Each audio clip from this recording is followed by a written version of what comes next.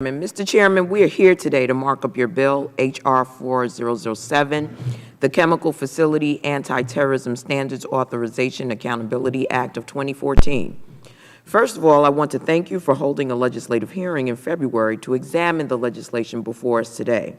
There is nothing like regular order to fully inform this subcommittee on the details of the complex policies that we discuss. Also, I'm pleased to note that you and your staff paid attention to some of the concerns we spotted during the legislative hearing. As I've said before, this subcommittee has a great stake and a long history in attempting to help the CFATS program succeed.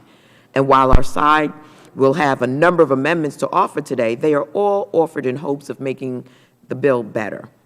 We are glad to see that you've included an authorization for appropriations in your ANS.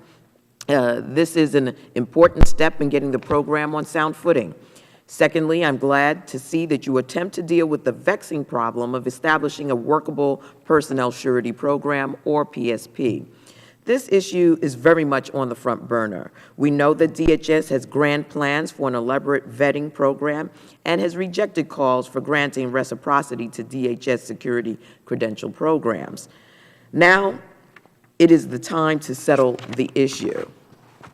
Another feature of the bill that I think we can all agree on is that it expressly authorizes DHS to accept the submission alternative security programs, or ASPs, with respect to site security plans. The ANS also includes language clarifying the scope of the long-anticipated ammonium nitrate security program that my ranking member, Mr. Thompson, offered in 2011 with Mr. King.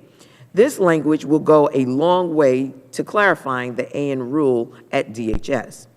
While there's much to like in the bill, there are also areas that I believe still need attention. For instance, I find the approach taken on third-party inspectors is very troubling.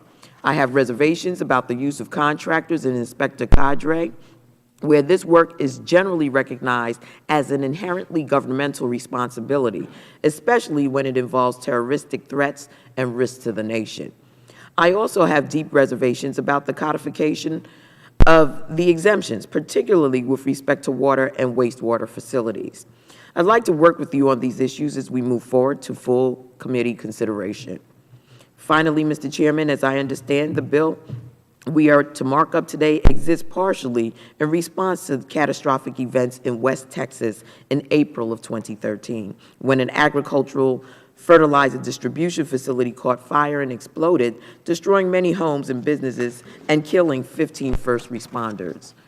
Upon close examination, the ANS offers little direct, substantive, or specific changes to the CFATS day-to-day operation of the program that would comprehensively address or prevent similar circumstances that occurred in Texas: the explosions, the fires, and the tragic loss of life.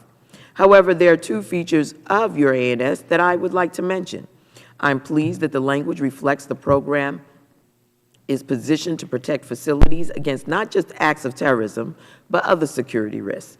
And these include provisions targeted at identifying facilities of interest, which will help us identify outliers in the CFATS universe.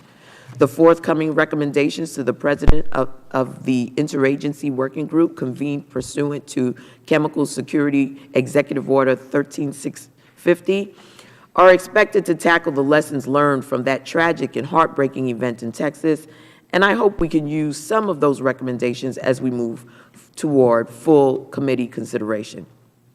Finally, we must help facilities with not just risk management, but risk elimination.